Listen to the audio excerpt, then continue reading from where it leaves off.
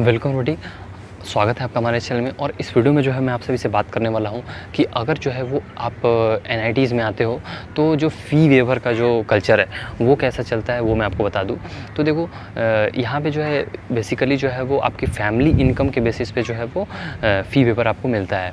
तो for suppose कि जैसे मैं अभी जिस कॉलेज में हूँ वो IIST शिवपुर, तो वहाँ का कैसा सीन है और ऐसा ही आपको मैक्सिमम जो है वो एनआईटीज़ में मिलेगा कि यहाँ पे जो है वो आपको ऐसा रहता है कि अगर आपकी family income greater than 5 lakh है तो आपकी जो ट्यूशन फ़ी है वो पूरी आपको देनी पड़ेगी। ओके। और सबसे पहले मैं यही बता देना चाहता हूँ कि जो वेवर मिलता है वो सिर्फ ट्यूशन फ़ी पे मिलता है।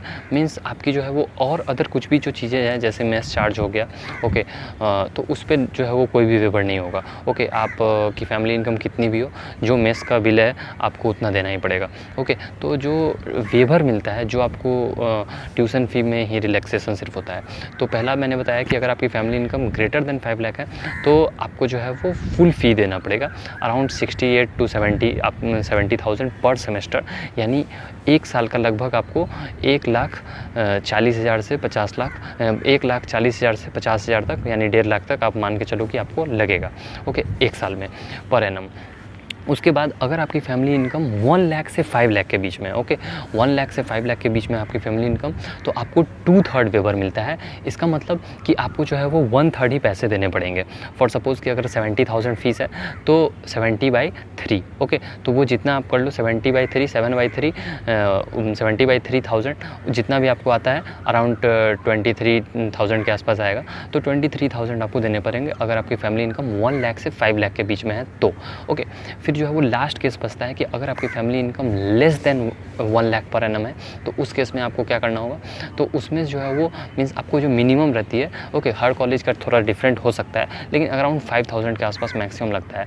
तो आपकी जो है वो पर सेमेस्टर जो है वो 5,000 लगेगा। और तो 2 साल में आप दो सेमेस्टर में देख लोगे तो 10,000 के आसपास आपको लगेगा।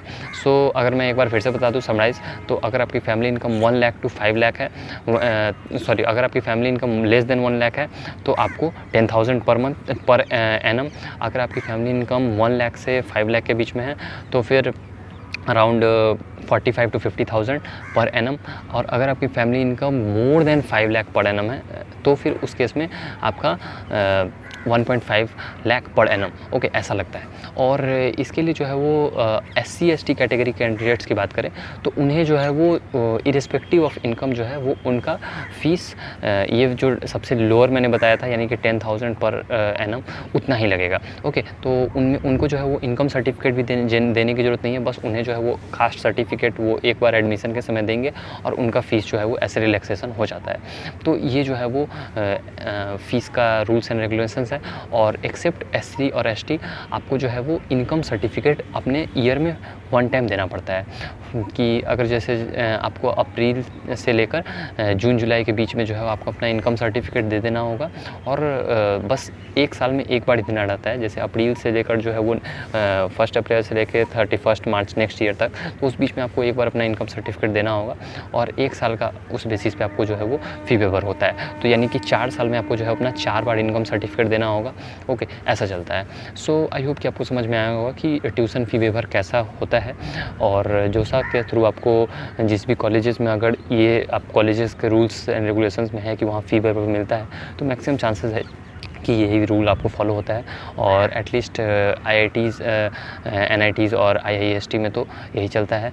और GFTI में तो आपको देखना पड़ेगा कि कौन से कॉलेजेस जो है वो प्रोवाइड कराते हैं ट्यूशन फ़ी वेवर और कौन से कॉलेजेस नहीं। IIITs में आपको जो है वो फ़ी वेवर देखने को नहीं मिलता है तो वो बहुत ही कॉस्टली आपको पड़ेगा। तो before filling that choice you should be aware of that. And that's all about it and thanks for watching the video and have a good day.